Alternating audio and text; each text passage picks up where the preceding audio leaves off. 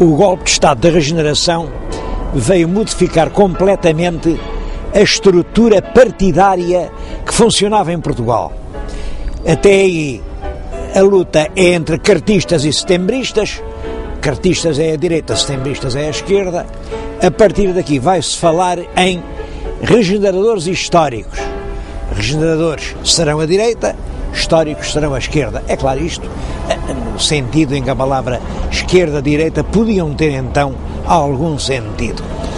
É claro, há outros partidos, mas são minoritários, não têm realmente grande importância eleitoral. Mais de 90% dos portugueses são ou históricos ou regeneradores. E como é que se escolhe o partido que deve estar no governo? O rei escolhe o chefe de um partido e manda-o formar governo. E logo depois de formar o governo, encarrega esse chefe de partido e esse governo de fazer as eleições. Claro que, como quem faz as eleições ao governo, o governo ganhava sempre as eleições. Essa situação deu até origem a uma poesia humorística do grande poeta João de Deus. Há entre el rei e o povo, por certo, um acordo eterno. Forma el rei, governo novo. E logo o povo é do governo, por aquele acordo eterno que há entre el rei e o povo. Graças a esta harmonia, que é realmente um mistério, havendo tantas fações, o governo, o ministério, ganham sempre as eleições. Foi o rotativismo que permitiu que o sistema representativo e democrático funcionasse em Portugal numa época em que a grande maioria da população era analfabeta e não tinha a menor consciência do que fosse a cidadania democrática.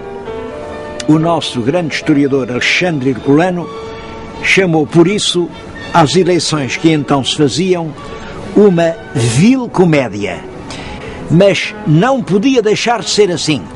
Era uma comédia indispensável nas condições sociais em que Portugal se encontrava. No fundo, tratava-se de adaptar instituições de países progressivos, onde já tinha havido a Revolução Industrial e que tinha uma forte burguesia, a um país que permanecia essencialmente rural e inculto. Mas a verdade é que Portugal estava na Europa e não podia deixar de adotar figurinos europeus. Só uma educação progressiva de todos os estratos da população e o fomento da consciência cívica, isto é, dos direitos e deveres de cada indivíduo como cidadão, como membro de um conjunto, tornava possível um voto consciente e livre, que se baseie na nossa própria opinião e não na ordem dada pelo cacique, para o qual se trabalha e do qual, portanto, naturalmente, depende o pão que cada um come com os seus filhos. Dona Maria II foi responsável pelos destinos políticos do seu país durante um período extremamente difícil. A rainha foi muito aconselhada pelo marido, Dom Fernando de Saxe-Coburgo-Gotha. Foi ele o construtor deste castelo-palácio da Pena, que é nitidamente germânico. Já no século XIV, aqui, nestes picos rochosos, havia ermidas e frades. O rei Dom Manuel I andava por aqui quando viu ao longe virem as naus de uma armada, a armada que vinha da Índia. Era em 1502. Era a segunda armada da Índia. E ele tão contente ficou que fez uma promessa: vou mandar aqui construir um mosteiro, e mandou.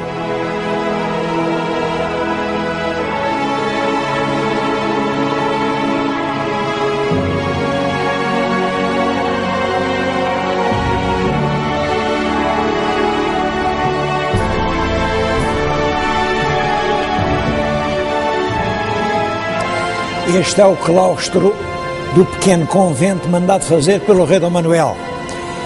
É claro que isto, feito no princípio do século XVI, sofreu uma grande ruína com o terremoto, depois foi abandonado pelos frades e é claro, teve que ser restaurado. Aliás, gostava que comparassem o estado atual com uma gravura anterior ao restauro. Estão a ver a gravura, aqui onde eu estou a falar, vêem dois fradinhos jerónimos, como vêem a mudança não é grande.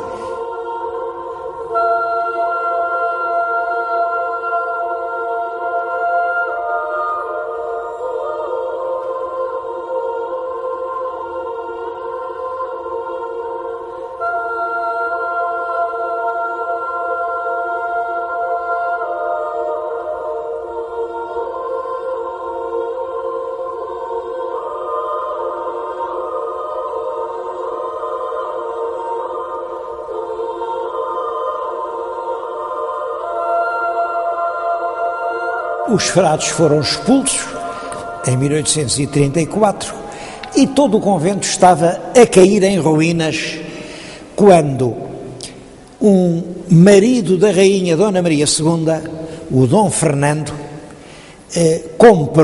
comprou isto e resolveu transformar o que restava do convento num palácio. A igreja ele restaurou-a, por exemplo, aquele vitral foi ele quem o mandou fazer na Alemanha e é uma glorificação do rei Dom Manuel. Veio aqui o rei Dom Manuel I, está exatamente assim a segurar o conventinho da Pena, como ele era antes das obras.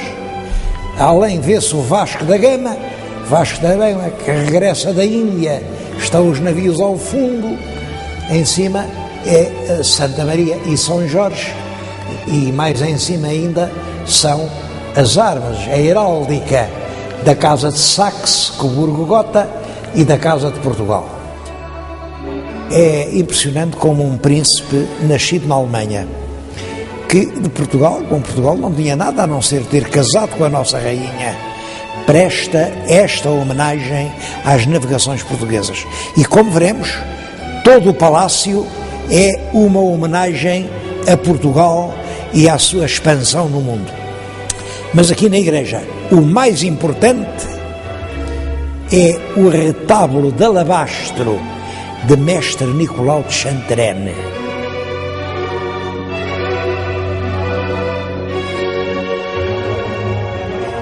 Nicolau de Chantrenne trabalhou toda a vida em Portugal.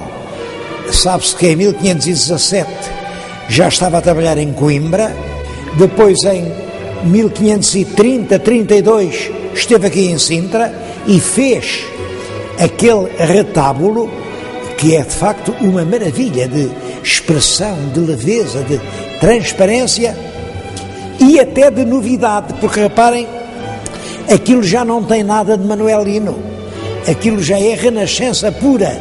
Dizia-se naquela altura que é ao romano, era a última palavra em gosto de escultura, ao romano, e é para mim a grande obra-prima de escultura de Nicolau de Chantrenne.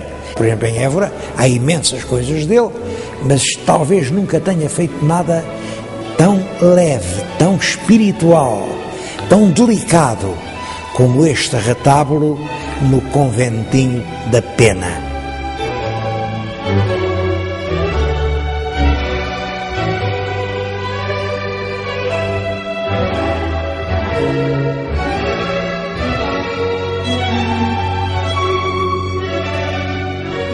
O convento foi transformado numa moradia agradável, mas com muito respeito por tudo o que estava construído. Por exemplo, este teto é ainda do tempo dos frades jerónimos, é do século XVI. E aqui era o refeitório dos frades. Bom, onde era o refeitório, o rei Dom Fernando mandou fazer a sua casa de jantar. O que agora estamos a ver é uma reconstituição, feita agora pela direção do museu, da mesa de jantar íntima. Era aqui que, no tempo do rei Dom Carlos e da rainha Dona Amélia, recebiam só as pessoas mais íntimas. O rei ocupava aquela cabeceira e a rainha aquela. O serviço era a inglesa, eles estavam nos topos. Se fosse à francesa, estariam no centro da mesa. A louça em que está posta a mesa ainda é toda a própria louça de porcelana que servia nos jantares reais. Os próprios talheres, todos eles têm gravado ainda a marca do Palácio da Pena.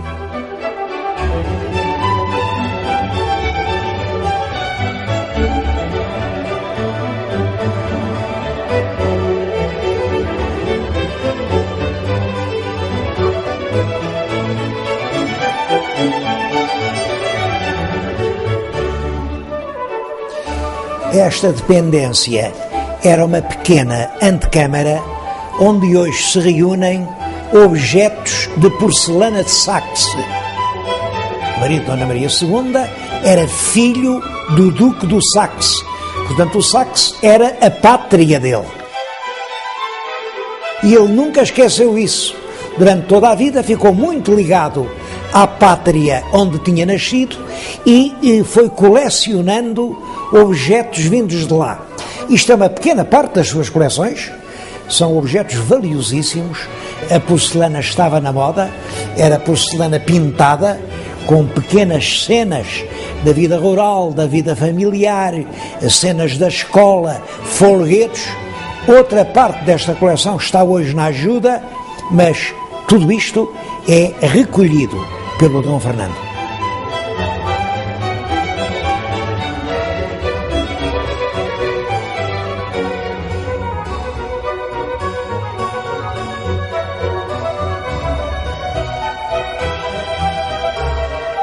Esta era a sala do álbum, porque era aqui que havia o livro de honra que era assinado pelos visitantes do palácio no tempo do rei Dom Fernando. É uma sala notável, sobretudo pela pintura das paredes. As pinturas das paredes, em trompe-l'œil, para dar a ilusão óptica disto continua em claustros e que tem relevos que realmente não tem. Isto são paredes lisas, mas é realmente uma obra-prima de trompe-l'œil. Por outro lado, reparem o gosto orientalizante. Além estão as armas da Rainha de Portugal e Dom Fernando. Daquele lado estão as armas fantasiosas, 2 quartos crescentes, do imaginário príncipe norte-africano, aqui em frente das armas dos reis de Portugal.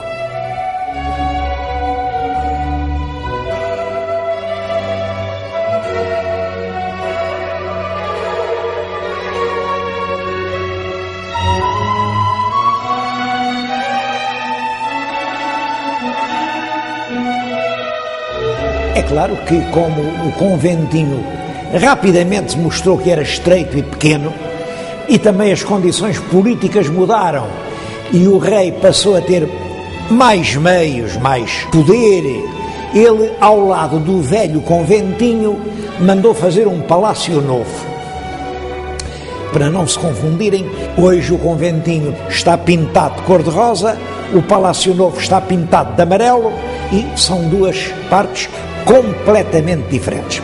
Bom, mas é a altura de eu lhes dizer quem era o tal rei Dom Fernando.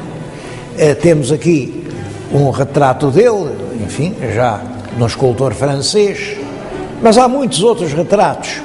Ele casou muito novo, casou aos 20 anos e teve um papel extremamente importante na política portuguesa. Há quem diga que ele nunca se meteu na política, que só queria saber disto das artes. Penso exatamente o contrário. É um político arguto, extremamente atento, que teve uma intervenção muito favorável na evolução política global portuguesa.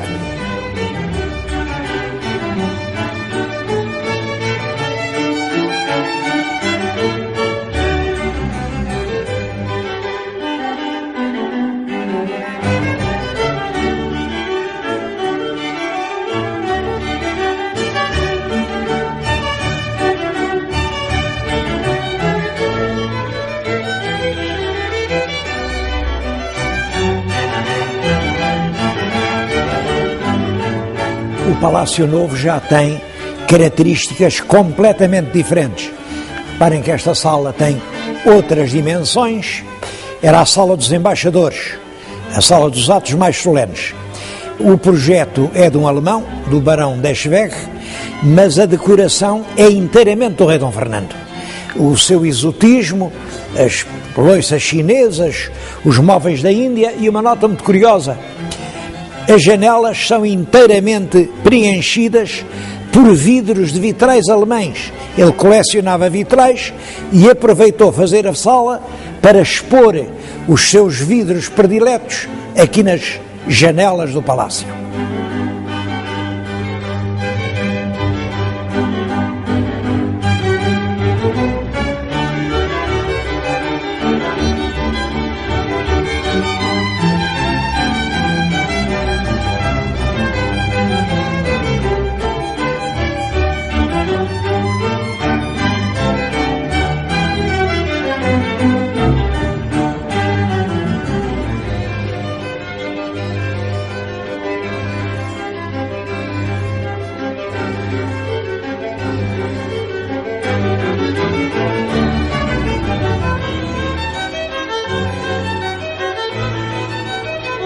Mas quem visita um palácio destes gosta sempre de dar uma espreitadela na cozinha. A cozinha era esta. Uma parte do trem, reparem, tem esta marca. São as armas da Casa Real.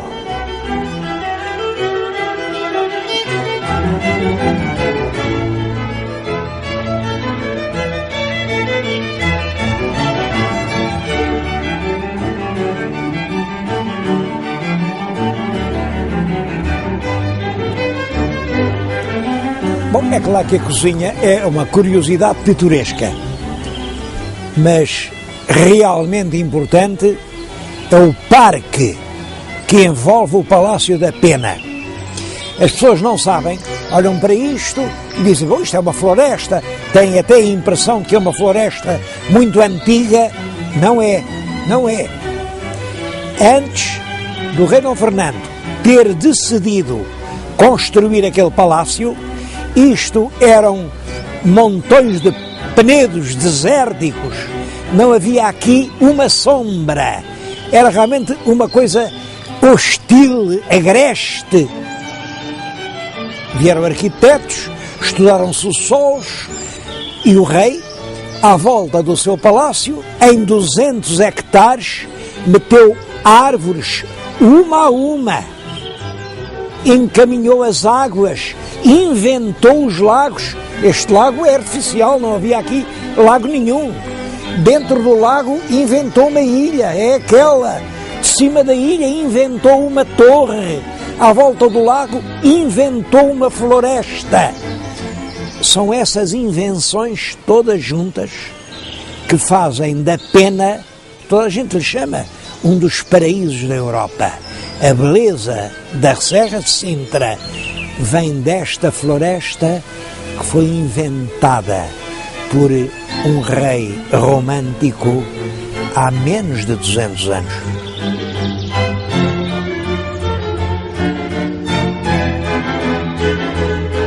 A rainha Dona Maria morreu muito nova. Ela morreu em 1853 com 34 anos, no parto do 11º filho. O filho mais velho, Dom Pedro V, tinha apenas 16 anos. Ora bem, a Carta Constitucional dizia que ninguém pode reinar antes de ter 18 anos. Portanto, foi preciso designar um regente. E o regente, é claro, foi o pai do rei, o tal Dom Fernando de Saxe-Coburgo-Gotha. Dom Pedro V só veio a ser aclamado quando fez 18 anos, em 1855. Entretanto, andou a viajar pela Europa e a aprender.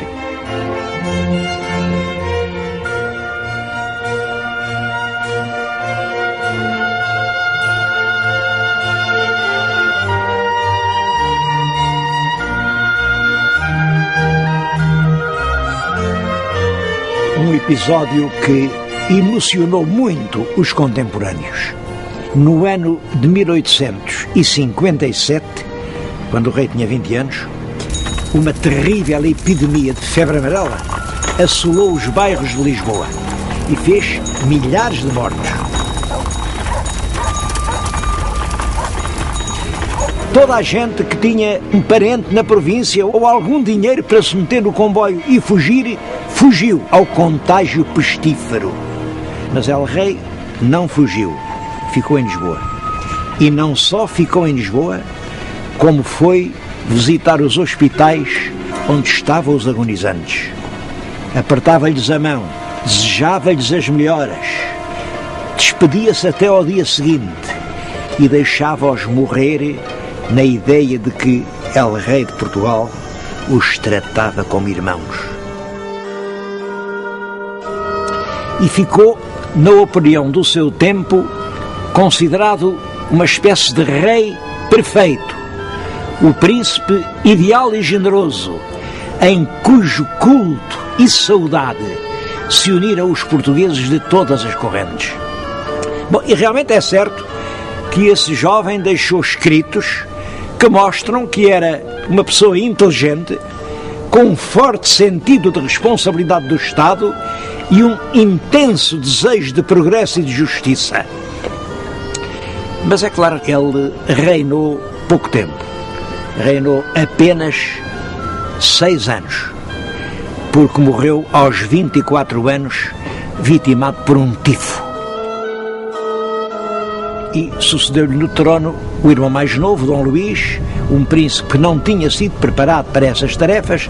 Olha, ele andava no mar a comandar o navio, porque ele era oficial de marinha, quando recebeu pelo telégrafo a notícia de que o irmão tinha morrido e agora era ele o rei de Portugal. O longo reinado de Dom Luís, que vai de 1861 a 1889, portanto dura 28 anos, foi uma das épocas de mais rápido e constante desenvolvimento do nosso país. O rei, segundo a ideia do tempo, não intervinha nas questões de governo. Era o símbolo da nação, cumpria as suas obrigações constitucionais, mas entendia que isso de governar, de intervir concretamente na decisão dos problemas, isso não era com ele, isso era com o governo. A verdade é que verificaram-se progressos enormes. São do tempo de Dom Luís coisas que nós habituámos-nos a ver e nem perguntamos quando começaram. Por exemplo, as praias de banhos, os hotéis das termas, os grandes jornais como o Diário de Notícias, o Século. É também dessa altura progressos industriais. Nasce a CUF. A CUF foi durante muito tempo o grande polo industrial português. Fundam-se instituições, por exemplo, a Sociedade de Geografia de Lisboa, como o Ateneu Comercial de Lisboa, o Ateneu Comercial do Porto. É durante esse tempo que se publicam as obras principais de Júlio Diniz, de Antero do Quental, de Oliveira Martins, do Teófilo Braga, que é o introdutor do positivismo em Portugal, de Eça de Queiroz. Esta era a casa, a verdadeira casa do Eça de Queiroz em Lisboa. É o Grêmio Literário. Fica aqui no Chiado, na Rua Evans. Ele vinha para aqui. Esta é a mesa onde ele escrevia aos seus amigos. Chegava à noite, sentava-se nesta cadeira, a esta mesa, tirava aqui o papel desta gaveta, e era aqui, com aquela letra comprida, rápida, que ele escrevia aos amigos. Ele chamava ao Grêmio Literário a sua quinta no Chiado. Daqui a pouco vamos ver a quinta. Bom, e aqui passam-se muitas coisas importantes da sua vida. Era a única casa onde ele se sentia bem, porque aqui só tinha amigos.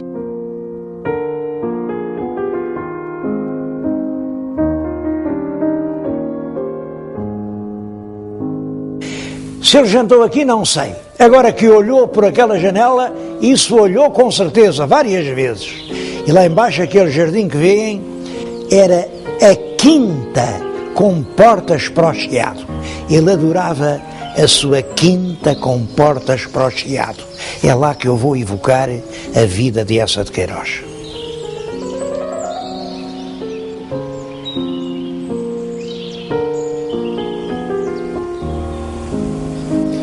Foi aqui, neste pequeno jardim, que Eça de Queiroz passou longas horas, naquelas suas vindas a Lisboa, vindas de muitos meses, e vinha para aqui, estava rodeado de amigos e ele sentia-se bem aqui, porque era amado, era recebido, era querido por todos. Eça escrevia muito bem, como sabem, mas parece que ainda falava melhor do que escrevia. A conversa dele tinha um encanto, uma subtileza. As pessoas que o ouviam esqueciam-se. E era só ele com uma voz mansa e branda, suave, infinitamente subtil, mas infinitamente carinhosa, que falava. As pessoas perdiam-se a ouvi-lo.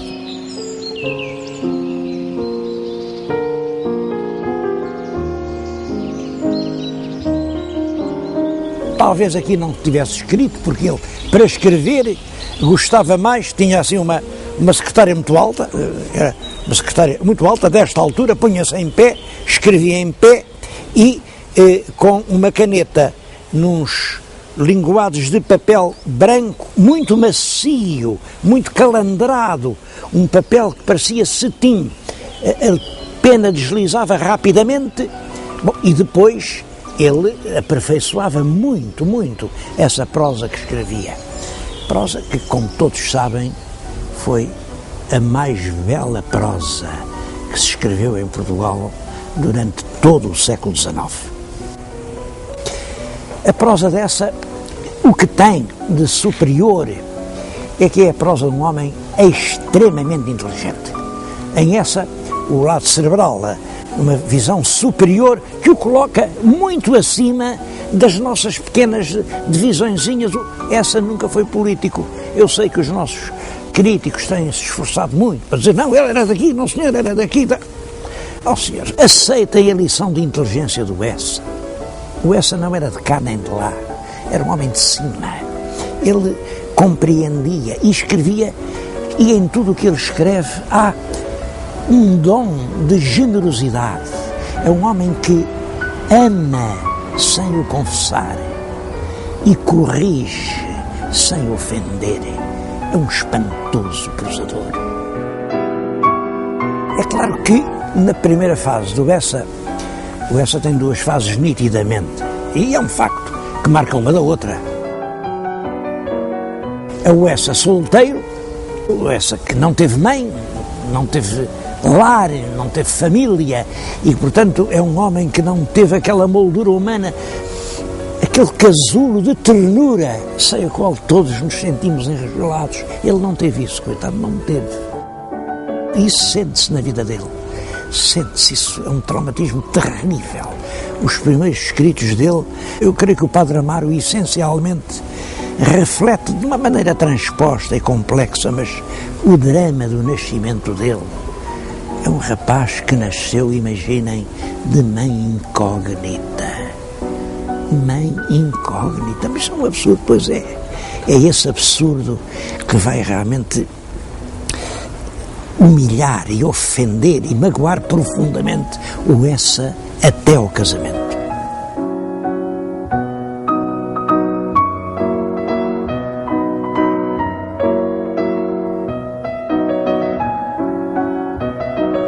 Quando Eça casa, em 1886, Eça entra numa família sólida, é uma mulher admirável a que ele vai desposar.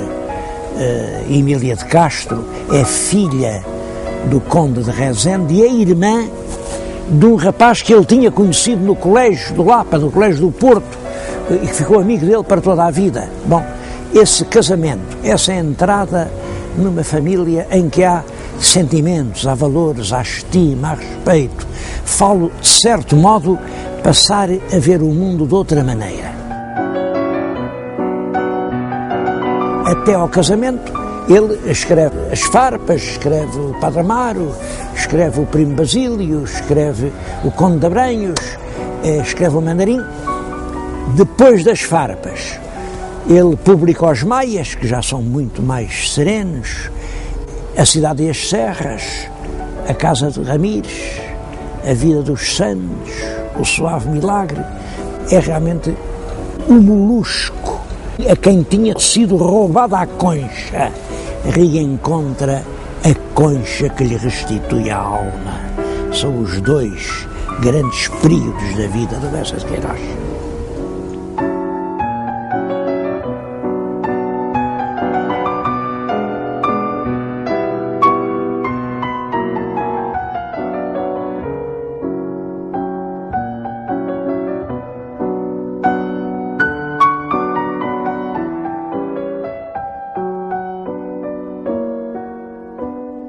É durante esse tempo que se publicam os grandes códigos que ainda hoje estão em vigor. Claro que depois houve outras versões, mas essa legislação fundamental é do tempo de Dom Luís. Faz-se o primeiro censo em 1864 e a contagem deu 3.829.618. 14 anos depois, em 1878, faz-se o segundo censo. Nessa altura, os portugueses já eram 4.160.314. Isto representa um aumento de população muito rápido, que era evidentemente o fruto das novas condições de vida. Mas é também por essa altura que se dá, na cidade de Lisboa, a primeira greve de operários que se recusam a ir ao trabalho por salários miseráveis.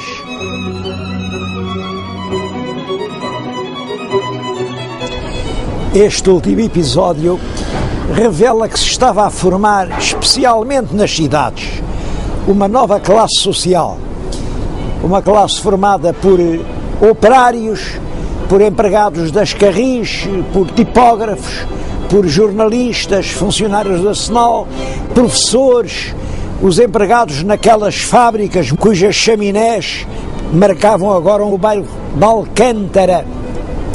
Até nos campos a vida estava a mudar. Os proprietários dos campos podiam agora carregar nas estações das suas aldeias e trazer tudo até Lisboa. Os donos das terras assim enriquecem e agora têm dinheiro para mandar os seus filhos frequentar as universidades. Eu penso que essa é a grande revolução portuguesa do século XIX, a revolução do comboio.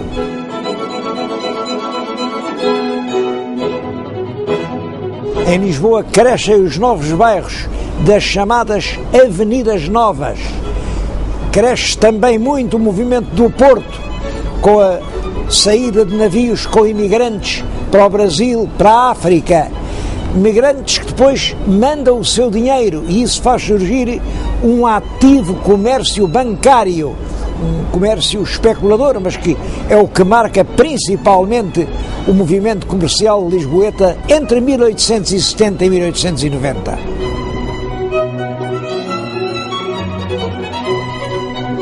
Eu estou a falar-lhes no Salão Árabe do Palácio da Bolsa das Mercadorias da Associação Comercial do Porto. É um monumento que foi construído precisamente na época de que lhes estou a falar. Aqui havia um convento de frades franciscanos. Foi incendiado na altura das Guerras Liberais, ficou em ruínas durante anos e anos.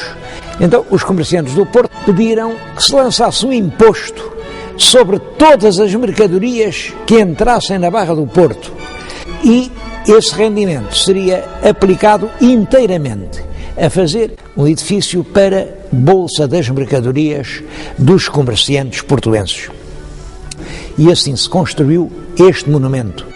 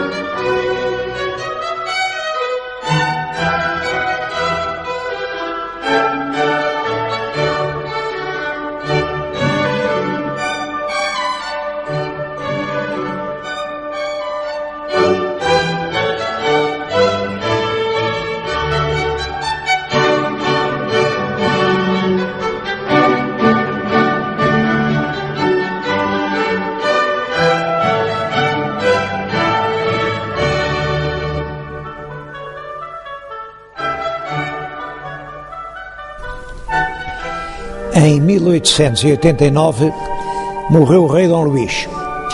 Com a morte de Dom Luís acaba um longo tempo de paz política. Mas morre Dom Luís, sucede no trono filho mais velho.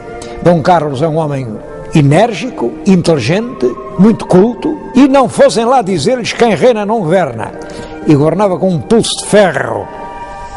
É por essa altura que surge em Portugal a ideia nova. Pretendia-se uma nova monarquia, com um rei que fosse realmente um líder, que fosse o condutor da nação. Este jovem Dom Carlos era o homem ideal para os que acreditavam na possibilidade de uma ideia nova. Infelizmente, esse projeto foi brutalmente interrompido em 1890 pelo ultimátum inglês. É claro que para se perceber isso eu não posso deixar agora de fazer uma referência à primeira Revolução Industrial Europeia. Ela começa com a invenção por um inglês, pelo James Watt, da máquina a vapor. Numa fábrica onde outrora era preciso juntar milhares de trabalhadores para fiar algumas jardas de algodão, agora basta uma máquina, só que é preciso muito mais algodão. E é nessa altura que a Inglaterra se volta para a África, aqueles vastos espaços, em grande parte ainda sem dono, que ricos campos de algodão podiam dar. E assim nasce o projeto inglês de haver uma grande África britânica. Só que nessa altura já havia também o projeto português. E foi exatamente por haver tropas portuguesas no centro da África que a Inglaterra, em 1890, nos envia um ultimátum brutal. Ou as tropas portuguesas retiram imediatamente, ou nós enviaremos os navios de Sua Majestade a Lisboa.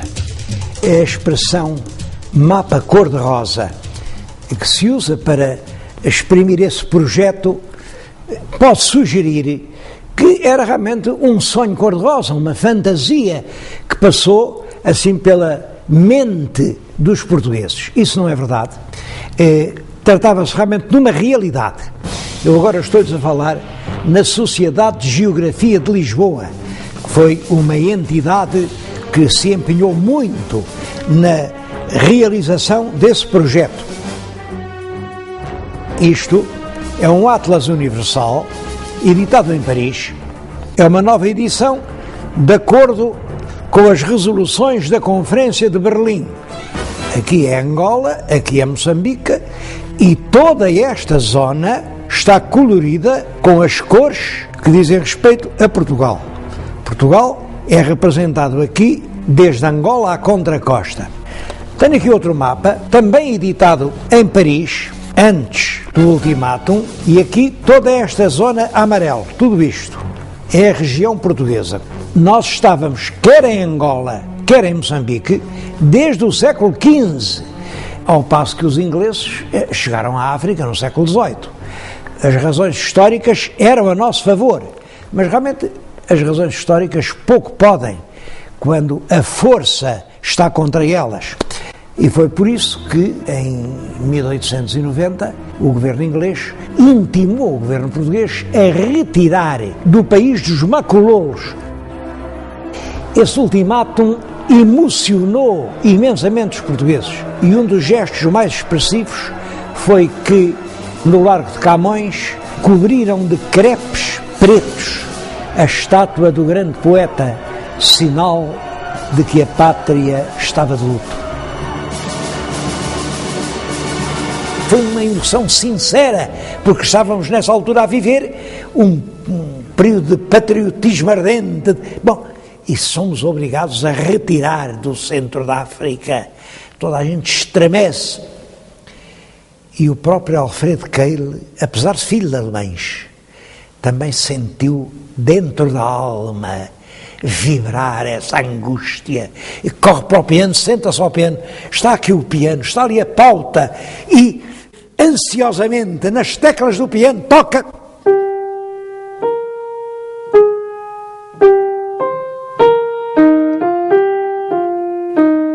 fim leu, ficou entusiasmado.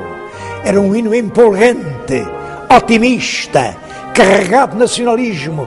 Levou aquilo a um amigo, o Henrique Lopes de Mendonça, para escrever a letra, porque, claro, fazia a música, mas os dois, sílaba a sílaba, combinaram uma letra. A letra traduz muito fielmente o espírito da música. Heróis do mar, nobre povo, nação valente e imortal. Bom, e vai por aí fora. Aquilo é cantado na sociedade recreativa, toda a assistência se sente entusiasmada e levanta-se em pé a bater palmas, e a partir daí, como aquilo era um hino, chamou-lhe a portuguesa. Eu não sei qual foi quem lhe dizia que aquilo misturava acordes da Maria da Fonte com acordes da Marselhesa, que é o hino nacional francês, revolucionário, e com acordes do fado português. Ele sabia muito mais de música do que eu, e portanto isto deve ser verdade. Eu nunca lá encontrei os acordes do fado, mas ele achava que sim, e toda a gente achou que sim. A verdade é que essa marcha guerreira, otimista, entusiasmada, levanta em pé plateias inteiras, entusiasmo ao povo português. E os republicanos, que nessa altura ainda não eram muitos, mas que aproveitaram a questão do ultimátum para dizer: os ingleses só puderam fazer o ultimátum porque o governo da monarquia não sabia defender as colónias portuguesas, e com isso levaram essa ideia para a frente. É claro, era uma grande manobra política, isso não tem verdade absolutamente nenhuma. Pelo contrário, no tempo do rei Dom Carlos, os portugueses tentaram assegurar bem as suas posições africanas. Mas política é política e tudo vale. Era preciso deitar abaixo a monarquia. Há um verso dessa altura que diz que o governo da monarquia que está a fazer afundar a pique Angola e Moçambique. Imaginem o rei da rima.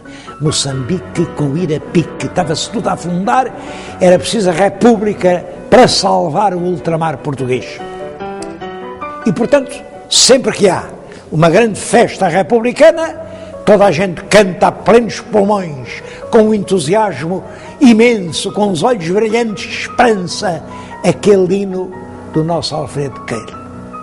Bom, e aí, quando há republicanos que cantam a portuguesa, portanto, intervém a guarda municipal, dá espadeiradas naquela gente toda, e a certa altura o hino do nosso bom Alfredo Queiro é considerado como um hino revoltoso, um hino subversivo. A partir deste momento, Alfredo Queiro é inscrito no rol dos malditos, dos que não fazem parte do clã governativo. É dos que não podem passar na portagem que é reservada só a aderentes.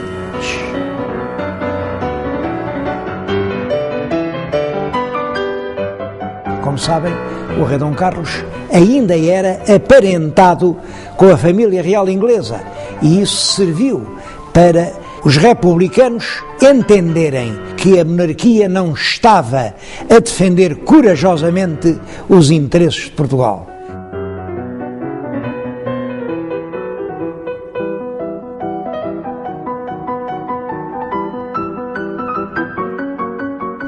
É no dia 31 de janeiro de 1891, portanto o ano a seguir ao ultimátum, que se dá aqui no Porto uma revolta republicana que é organizada por um jornalista que aliciou muitas praças nas unidades militares e sargentos. Lá embaixo, ao fim desta rua, era a Câmara, proclamaram a República e subiram depois esta rua a cantar a portuguesa. Aqui, onde eu agora estou, estava uma força policial que disparou sobre a multidão que avançava. Houve numerosos mortos. É claro que a Revolução, que não tinha, de facto, organização no resto do país, ficou por aí.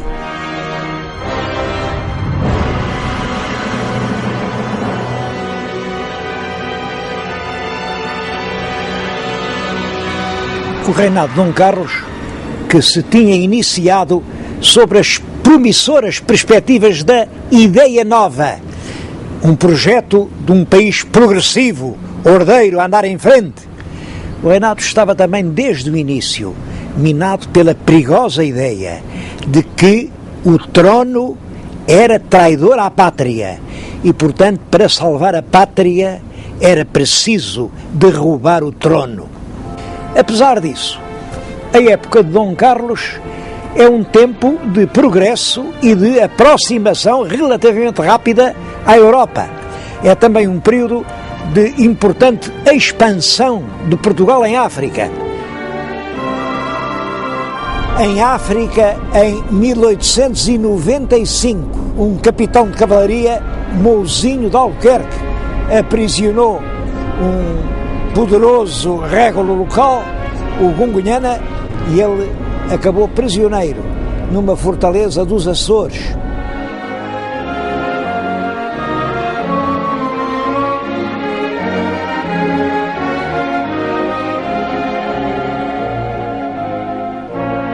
Em 1900 o país atinge os 5 milhões de habitantes e representa um crescimento demográfico muito acentuado. É o tempo das escolas primárias por todo o país. É o tempo em que o comboio faz uma rede que cobre o país inteiro. Há uma fase de mudança profunda na sociedade portuguesa. A política dos melhoramentos materiais alterou completamente a face do país. Lisboa atinge nessa altura pela primeira vez os 100 mil habitantes e em 1894 foi inaugurada em Portugal a primeira fábrica de cimento. É exatamente junto dessa fábrica que eu agora lhe estou a falar. O cimento permite uma nova técnica de construção. No ano seguinte, em 95, os engenheiros em Portugal começam a introduzir o ferro na massa do cimento. Cria-se assim o cimento armado.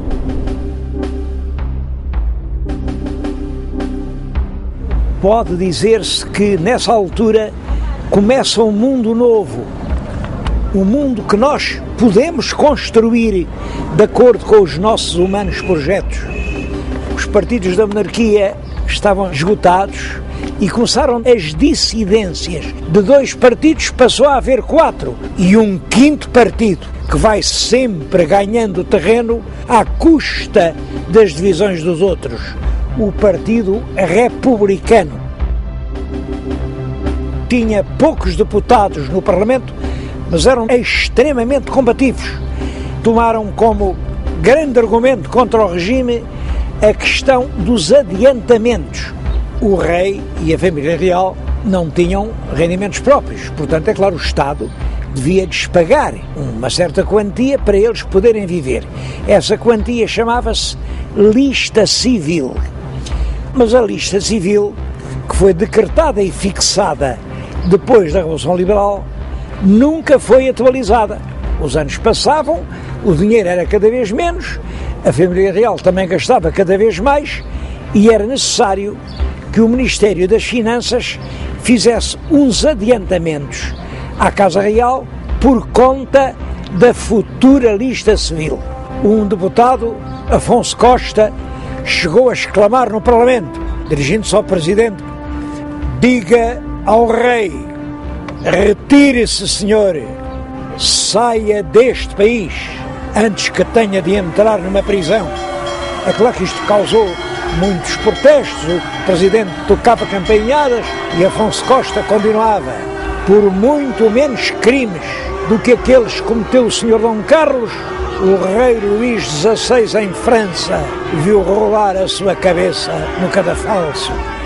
O Presidente chamou a guarda, expulsou o deputado, mas ainda foi pior. Por todo o país assinaram-se abaixo-assinados de solidariedade com o deputado Afonso Costa e foram entregues ao governo listas com 44 mil assinaturas.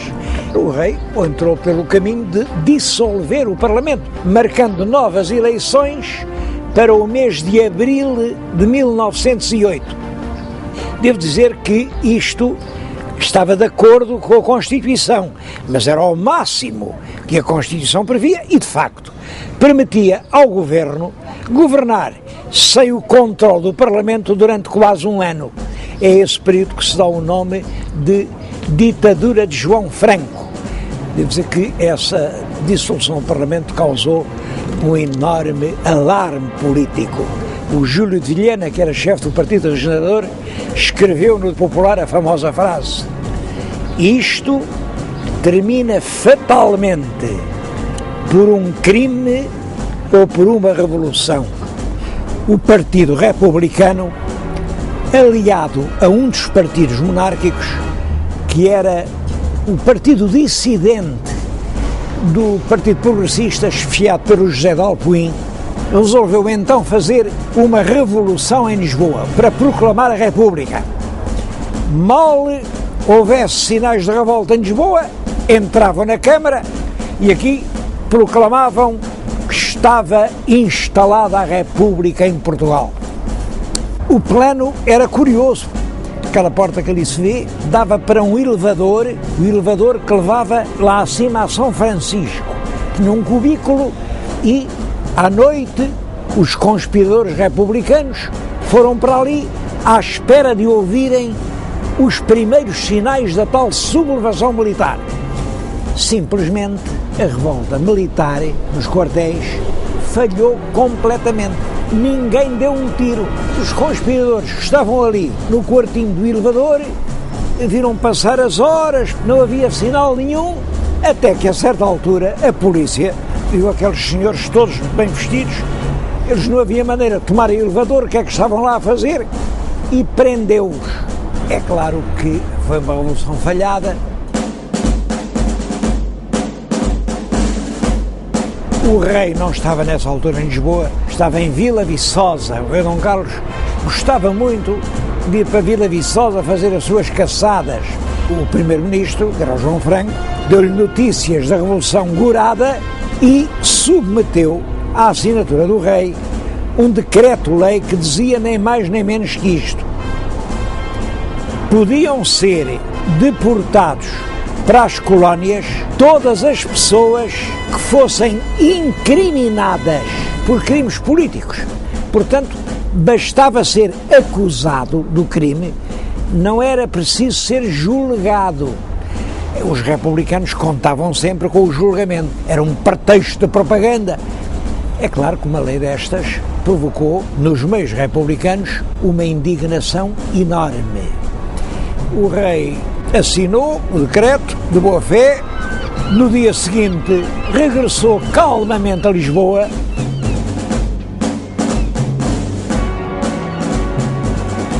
meteu-se com toda a família real num landau aberto e quando vinha atravessar o Terreiro do Paço estava um conjunto de atiradores que o esperavam e ele foi abatido a tiro. Mataram junto com ele o príncipe Dom Luís Filipe e o outro príncipe, mais novo, Dom Manuel, ficou levemente ferido. Esse regicídio representa, no fundo, o fim da monarquia em Portugal.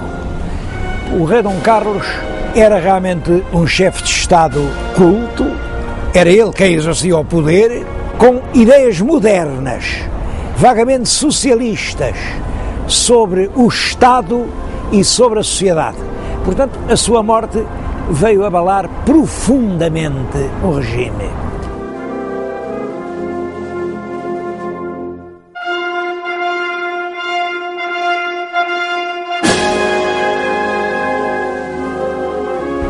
Quem lhe sucedeu foi o filho sobrevivente, o Dom Manuel, tinha apenas 18 anos, ele não tinha sido preparado para o governo e os políticos que o rodeavam, todos eles lhe disseram: está toda a gente excitada, vamos acalmar. E entra-se numa época política que ficou com o nome de acalmação. Essa política de acalmação também não deu resultado nenhum. Durante 2 anos, o pobre rei Dom Manuel foi forçado a mudar de governo 7 vezes. Havia constantes acusações à monarquia e, ao mesmo tempo, o Partido Republicano todos os dias via crescer as suas forças, porque o país estava desiludido com o jogo dos partidos monárquicos e ansiava por um regime novo.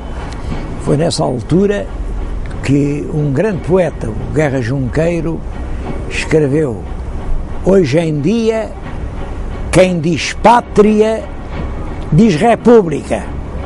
Não uma república doutrinária, uma república estupidamente jacobina, mas uma república larga, franca, nacional, onde caibam todos os portugueses.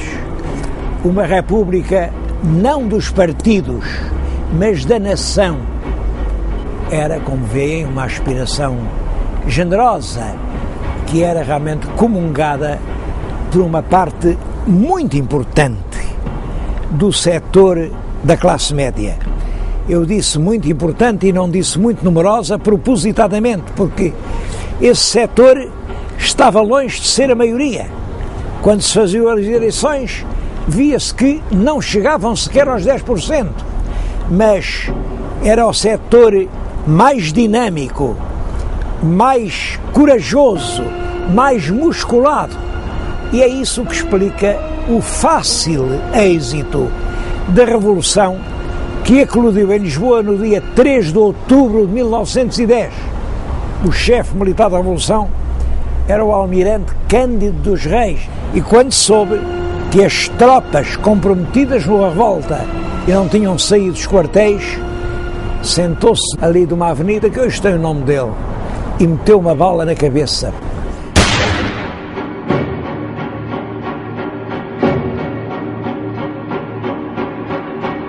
Os civis da Carbonária, esses é que vieram para a rua quando viram tudo perdido.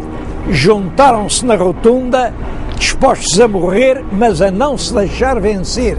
Estava lá o Machado Santos, que era da Marinha, tinha com ele 9 sargentos e 200 civis.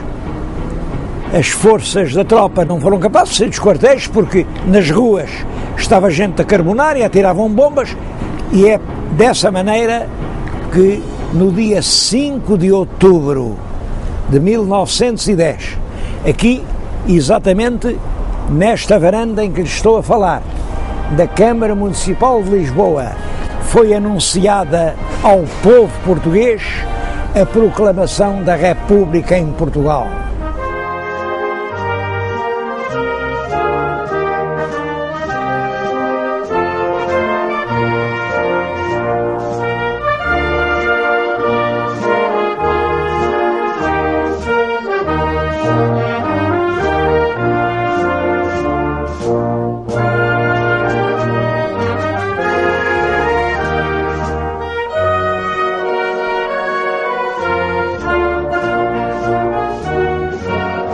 Longe daqui, na Ericeira, o rei e a família real embarcavam em barcos de pescadores, iam para o iate de Dona Amélia, e ainda julgaram que podiam ir para o Porto, mas no caminho o telégrafo tirou-lhes todas as ilusões.